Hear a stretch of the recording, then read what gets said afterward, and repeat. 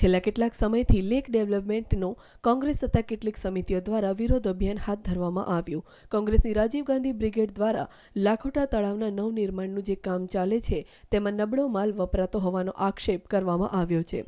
પાયાની ભરતીમાં આશરે 150 થી 200 કિલોના પથ્થરો નાખવામાં આવ્યા છે, જેને કોંગ્રેસે અપૂરતા ગણાવ્યા છે। આ અનુસંધાને કોંગ્રેસ શહેર પ્રમુખ પીસી ખેતિયાના આગેવાની હેઠળ ઉપવાસનું આયોજન કરવામાં આવ્યું હતું। જામનગર મહાનગરપાલિકાના શાસકો દ્વારા તળાવની પાળને બ્યુટિફિકેશનને બદલે લૂંટિફિકેશન કરી રહ્યા છે, લૂંટી રહ્યા છે તેવું આજે તળાવની પાળે મામા સાહેબની જગ્યાની પાછળના ભાગમાં જે પાયાનું ખોદાણ કામ કરીને ભરવામાં આવે છે એ જોતાં અમે રૂબરૂ જાત મુલાકાત લીધી તો અમને જાણવા મળ્યું કે પાયો છે એ ઊંડો પૂરી ઊંડાઈએ ખોદેલો નથી। પાયામાં પાક્કી જમીન આવે એ પહેલાં પાયો ખોદી અને ભરવાની શરૂઆત કરી દીધી છે।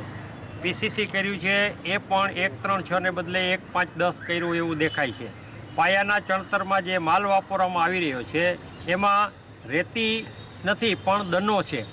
એવી કહેવત છે કે દૂધમાં પાણી નાખવાને બદલે પાણીમાં દૂધ નાખ્યું હોય એમ માટીમાં રેતી નાખી હોય એટલી ખરાબ રેતી છે જેને દનો કહી શકાય।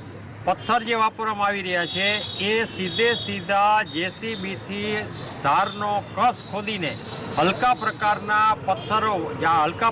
પથ્થરો એટલે કે હાર્ડ મોરમના મોટા ચોસલા જ નાખવામાં આવી રહ્યા છે અને ચોસલા પણ ઓછા નહીં પણ 100-150 કિલોના ચોસલા છે જે પછાડીએ એટલે ભરભર ભૂકો થઈ જાય, પાણીમાં પલાળીએ તો પાણી થઈ જાય।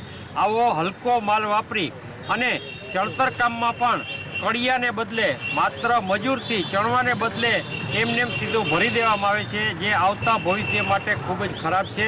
લાખોટા તળાવના બ્યુટિફિકેશનના કામમાં શાસક પક્ષ ભાજપ દ્વારા ગેરરીતિ થતી હોવાના કોંગ્રેસ દ્વારા આક્ષેપ કરવામાં આવ્યા। જામનગર શહેર કોંગ્રેસ દ્વારા ઉપવાસ કરીને વિરોધ વ્યક્ત કરવામાં આવ્યો। News online, Jamnagar.